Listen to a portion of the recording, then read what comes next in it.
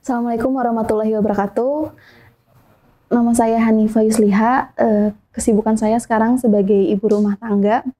Saya ingin membagi perspektif tentang bagaimana kasih sayang seorang ibu dan bagaimana ketika seorang ibu harus kehilangan anaknya.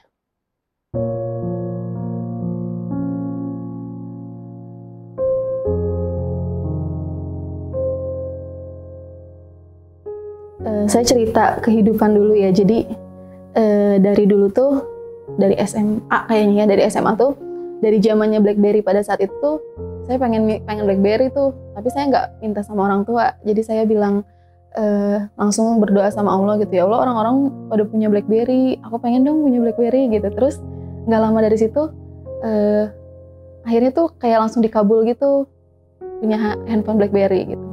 Terus dari situ ngelihat orang-orang pergi ke sekolah naik motor sendiri juga pengen gitu, kayaknya seru ya gitu bisa motor. Berdoa lagi sama Allah, ya Allah aku pengen bisa motor. Terus langsung dikabulin. Jadi jarak waktu dari aku berdoa sama dikabulinya tuh kayak cuma sekitar seminggu 2 mingguan lah gitu. Terus tiba-tiba dikabulin aja, ada motor, terus bisa belajar motor gitu. Akhirnya bisa motor. Akhirnya pas mau kuliah tuh aku berdoa sama Allah, ya Allah aku pengen kuliah tapi aku pengen dapat beasiswa gitu. Terus akhirnya nggak tahu gimana gitu, padahal kalau di kelas kalau dibilang paling pinter enggak gitu, kalau dibilang rajin enggak gitu. Aku mah anaknya teh nggak terlalu rajin, terus juga nggak terlalu pinter, tapi karena doa aku sama Allah dan aku bener-bener minta seminta-mintanya, Allah wujudin gitu. Akhirnya aku bisa dapat jurusan yang benar-benar aku mau, kuliah di tempat yang aku mau, dapat beasiswa yang aku mau gitu. Ya akhirnya kuliah semester 7, aku bilang sama Allah, ya Allah aku pengen nikah gitu. Bisa nggak ya akhir tahun ini gitu aku ditemuin sama jodoh aku gitu. Padahal itu cuma kayak doa yang gak benar-benar doa, kayak iseng aja gitu ngomong gitu. Terus pas akhir tahun itu, bulan November tahun 2018, dari sekian banyak orang yang cuma singgah, maksudnya orang yang nggak niat benar-benar serius, tiba-tiba aku dipertemukan sama suami aku sekarang. Jadi dia langsung datang ke orang tua aku dan bilang pengen nikah gitu. Maksudnya dia bukan lagi ngajak aku buat pacaran atau bukan lagi ngajak aku buat main-main, tapi dia ngajak aku buat nikah gitu. Terus aku kayak, udah perasaan awal tahun kemarin tuh aku minta sama Allah tuh cuma kayak iseng-iseng aja gitu, tapi kok bisa kewujud gitu. Akhirnya awal tahun 2019 nikah. Nah dari situ masih LDR sama suami karena aku masih nyusun skripsi bab 1. Terus akhirnya kayak kok ini apa ya, sedih banget gitu rasanya LDR dan suami aku nan jauh di sana, aku di Bandung. Terus aku minta sama Allah, ya Allah bisa nggak ya nyelesain skripsi cuma sebulan. Itu aku nikah bulan April, itu masih bab 1, masih ACC bab 1. Bulan Mei aku mulai ngerjain skripsi, bulan Juni udah beres. Jadi aku minta 1 bulan sama Allah tuh beneran diwujudin gitu. Jadi selama itu aku yakin banget deh kayaknya kalau aku minta sama apapun sama Allah tuh kayaknya diwujudin gitu, nggak pernah enggak gitu. Akhirnya aku beresin skripsi, terus kebetulan suamiku di Batam. Akhirnya bulan skripsi tuh beres Juni, tapi harus nunggu wisuda di bulan Agustus. Jadi masih tetap di Bandung, masih LDR. Akhirnya wisuda di bulan Agustus, dan aku balik lagi ke Batam buat temenin suami. Nah selama balik lagi itu aku minta sama Allah, kayak kesepian gitu rasanya di rumah gitu ya, sendirian, suami kerja. Terus aku minta sama Allah, aku pengen hamil. Terus diwujudin. Jadi kalau perjalanan dari awal aku tuh nggak pernah gitu ya aku minta ditolak gitu, istilahnya tuh selalu diwujudin. Jadi aku bener-bener yakinnya gitu. Tapi karena hal itu aku tuh jadinya ngeremehin gitu loh. Jadi aku rasa kayaknya dengan aku sholat 5 waktu aja, dengan aku gak melanggar aturan gitu ya, kayaknya udahlah gitu. Meskipun sebenarnya banyak orang yang bilang coba deh buat sholat sunnah misalnya, atau buat puasa sunnah gitu, tapi aku tuh karena udah terlalu yakin sama yang aku jalanin selama ini tuh kayak enggak deh gitu, kayak ya udahlah gini aja udah cukup gitu. akhirnya aku menjalani kehamilan. Nah, ini awal mula dari cobaan terberat sih bagi aku. Jadi aku tuh selama di Batam tuh 3 bulan awal kehamilan tuh ngalamin yang namanya depresi. Aku tuh bener-bener stres banget gitu. Aku tuh sampai di Batam tuh beneran gak mau ketemu siapapun, diem di ruangan dan matiin lampu. Padahal aku udah sering baca artikel juga gitu, kalau ibu hamil stres, maka anaknya pun akan stres gitu. Terus akhirnya suami kasihan kali ya sama aku gitu, apa istrinya kesepian gitu, apa istrinya kenapa gitu. Akhirnya suami aku memutuskan untuk pindah ke Bandung. Itu usia kehamilan 4 bulan. Januari, Februari. Dan ternyata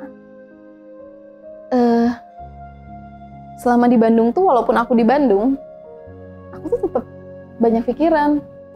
Jadi aku pikir tuh setelah aku ke Bandung, aku bisa happy lagi gitu, bisa ngejalanin kehamilan yang udahlah sehat-sehat aja gitu. Tapi ternyata enggak.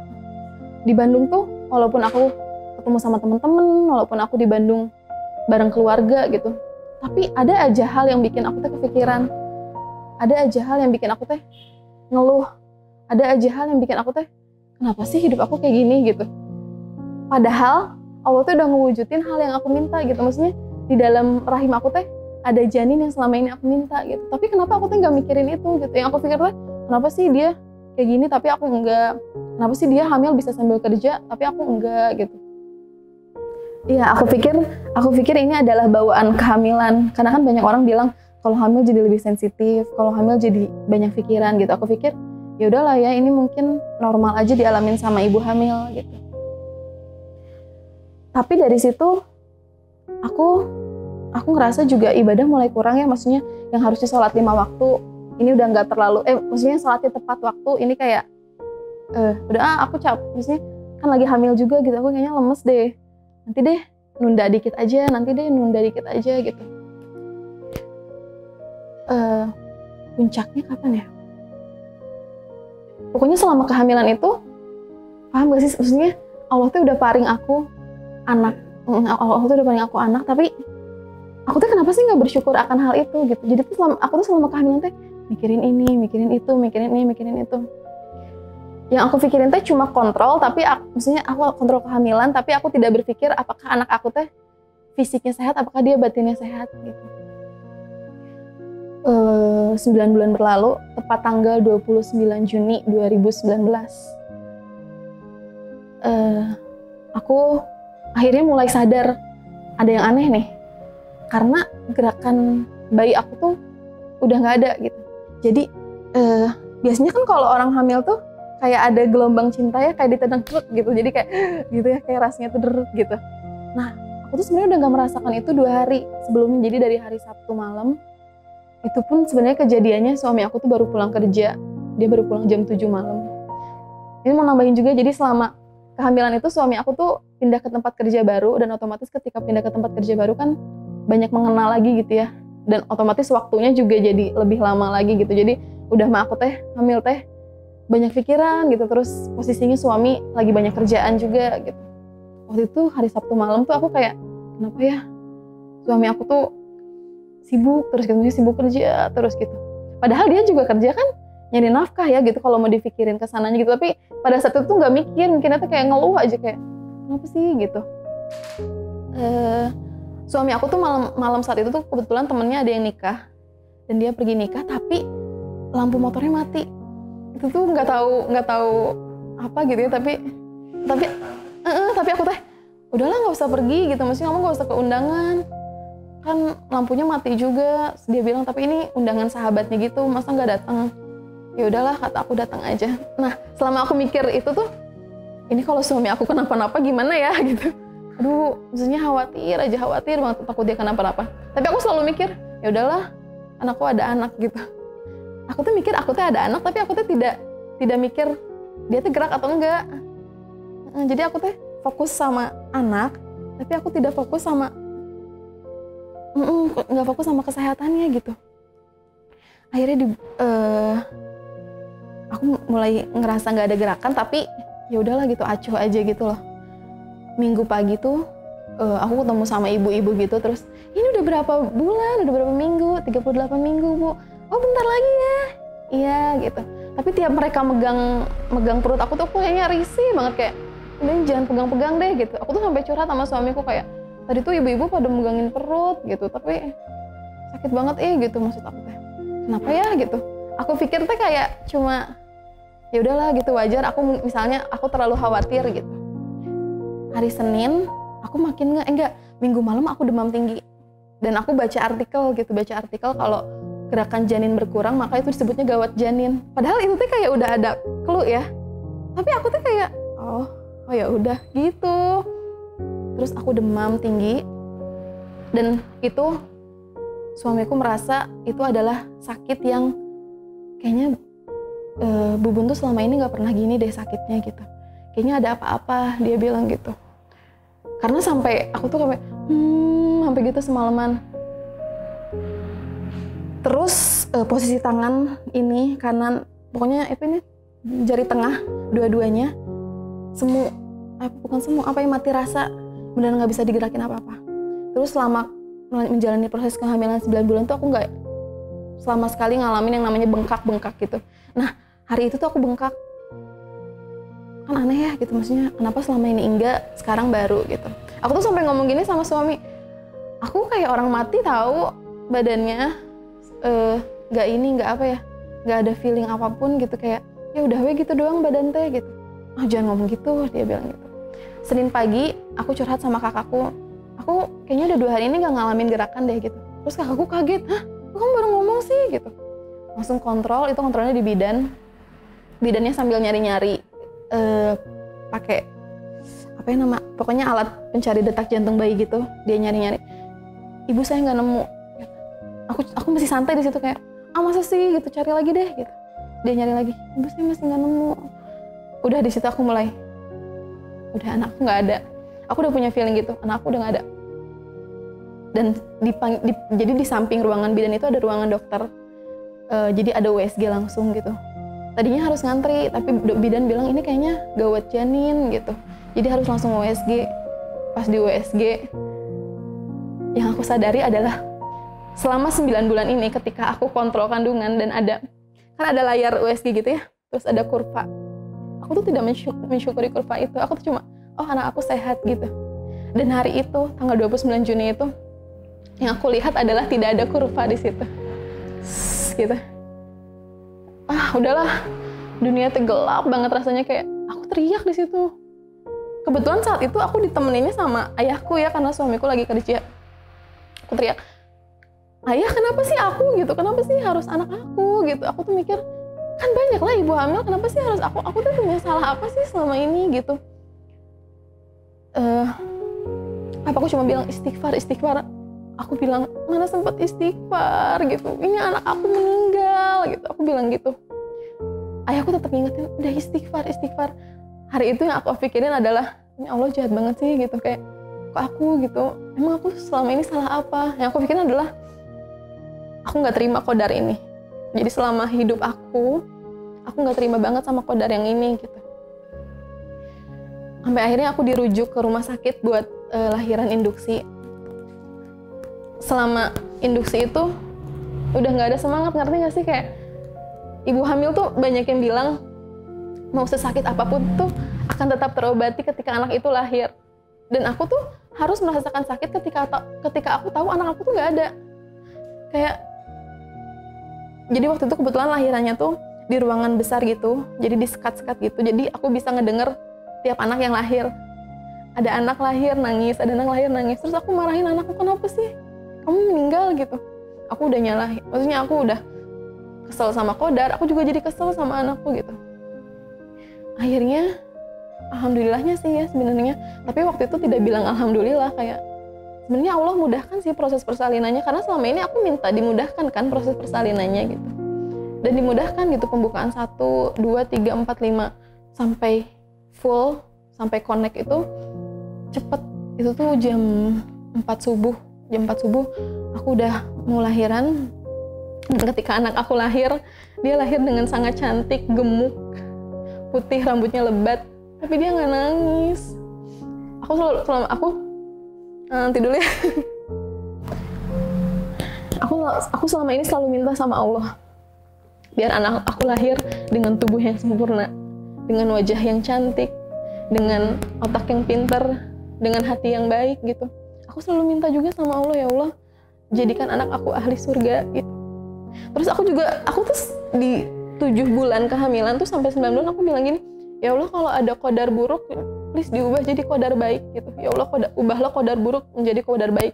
Yang ada di pikiranku saat itu adalah aku takutnya anak aku terlahir cacat gitu ya, maksudnya please deh dibaikin gitu, maksudnya diperbaiki gitu. Atau aku takutnya anak aku mengalami kelainan apapun gitu. Aku pengennya qadar buruk itu diubah jadi qadar baik.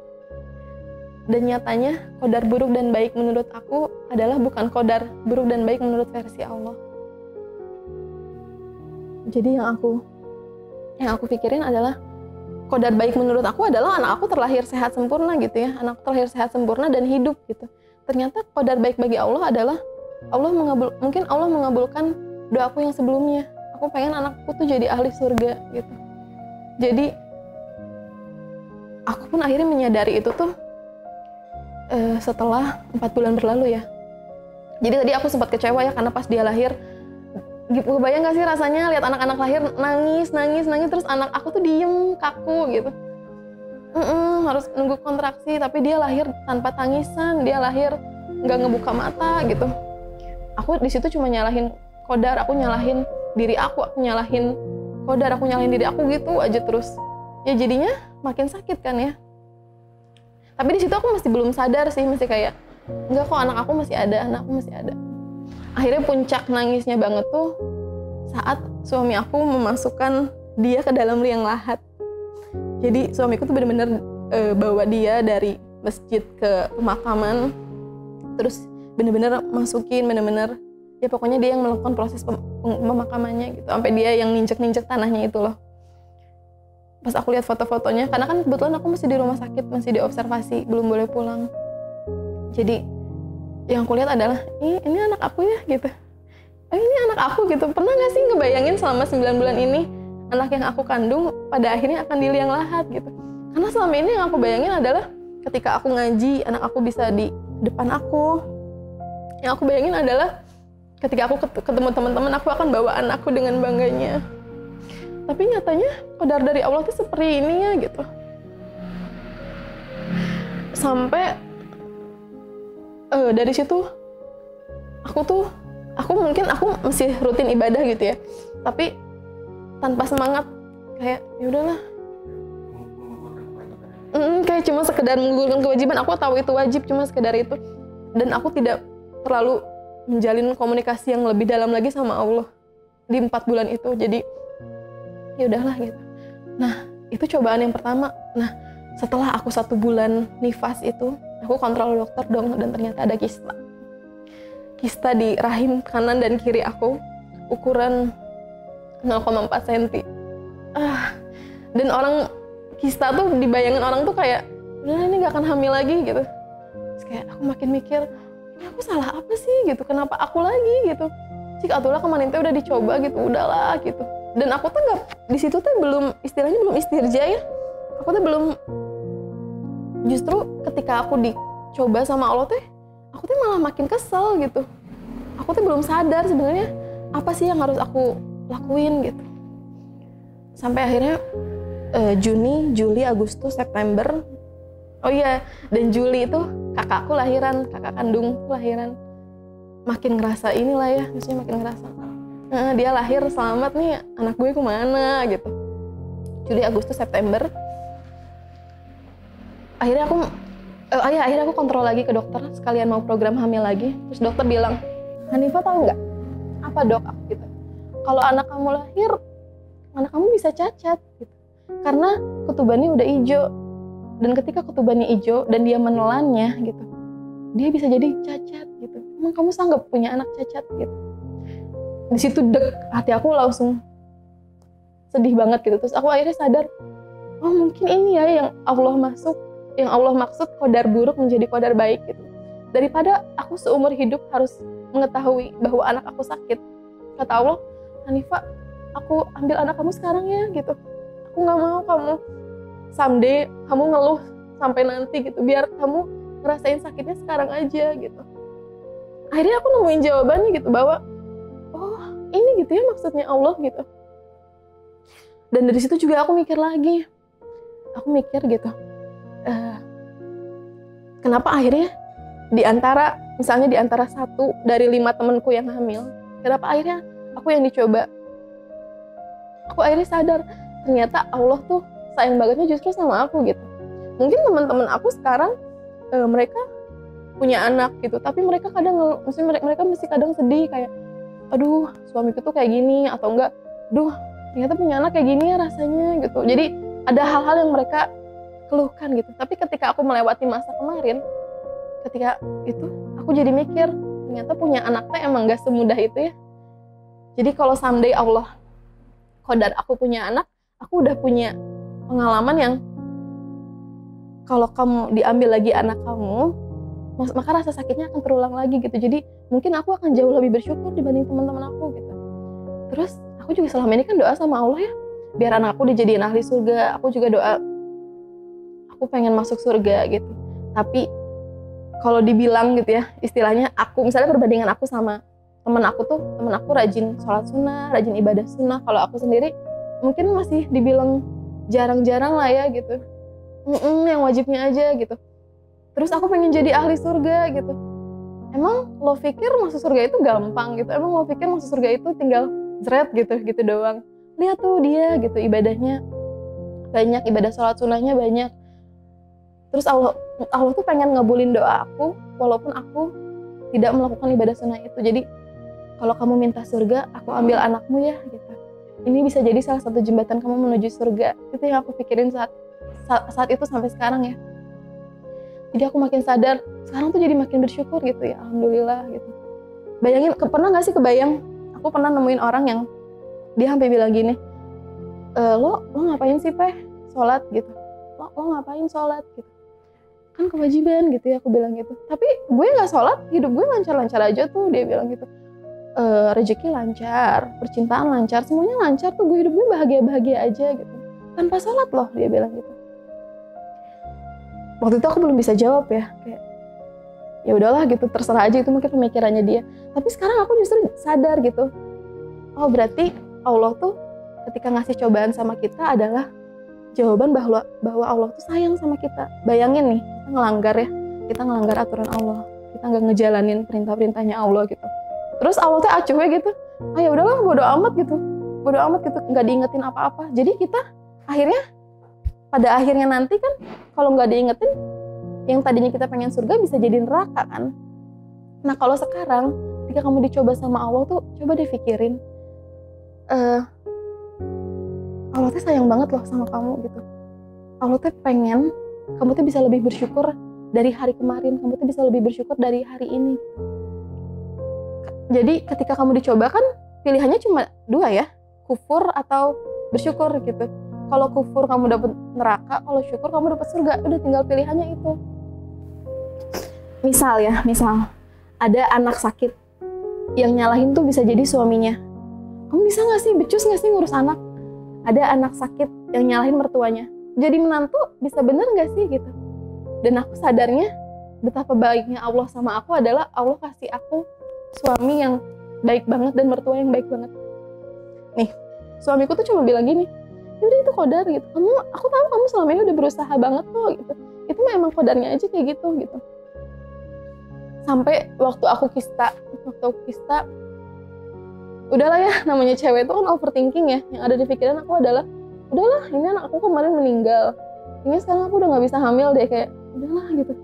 Terus suami aku cuma bilang, emang tujuan kita nikah punya anak ya gitu? Emang kamu pikir aku nikahin kamu cuma untuk punya anak gitu? Ya kalau akhirnya Allah qadar nazmin dari misalnya nggak punya anak pun, ya nggak apa-apa gitu kan, kita nikah ibadah gitu. Jadi dari situ bersyukur bangetnya adalah ketika orang lain justru disalahin sama suaminya gitu ya, ketika anaknya sakit dikit pun, tapi Allah paring aku suami yang sangat support gitu, sangat mendukung apapun kejadiannya. Dan ketika orang diqadar punya mertua yang bisa lihatnya dari sebelah pihak gitu, Allah kasih aku mertua yang baik banget. waktu anak aku meninggal, mertua aku cuma bilang gini, Hanif, kamu selama ini udah berusaha banyak banget, tapi ketika anak kamu akan lahir, Allah tanya, kamu sanggup nggak ibadah di dunia gitu. Mungkin anaknya Hanif bilang ketika akan ditepukan dia lahir atau enggak gitu, anak kamu bilang kayaknya aku nggak sanggup deh ya Allah gitu. Ya udah, Hanif kenapa harus sedih gitu? Berarti anak Hanif tuh nggak perlu kayak kita, nggak perlu ngelewatin cobaan gitu biar bisa masuk surga. Anak Hanif tuh udah dijamin masuk surga. Dan mertua aku cuma bilang nggak ada alasan apapun selain qadar gitu. Sampai sekarang dia nggak pernah nyalahin aku sedikit pun. Jadi dari situ akhirnya impact-nya adalah yang selama ini aku khawatirkan, yang selama ini aku overthinking gitu ya, selama ini aku pikirkan kayak gini ternyata kejawab semua gitu, bahwa mungkin anakku diambil tapi aku masih punya banyak orang yang sayang sama aku gitu. Aku masih punya banyak poin plus yang aku punya dibanding orang lain gitu. Jadi gak mungkin lah Allah nyoba seseorang bener-bener berat banget gitu. Pasti ada hal yang Allah kasih ke kita dan orang lain gak punya itu gitu sih. Yang aku pengen bilang ke mereka adalah ketika aku ketemu ibu hamil gitu ya, dijaga ya anaknya, jangan lupa bahagia. Itu aja sih. Jangan lupa bahagia dan jangan lupa bersyukur. Udah. Karena kalau ibu bahagia, maka anaknya pun bahagia. Kalau ibu bersyukur, maka anaknya pun bersyukur.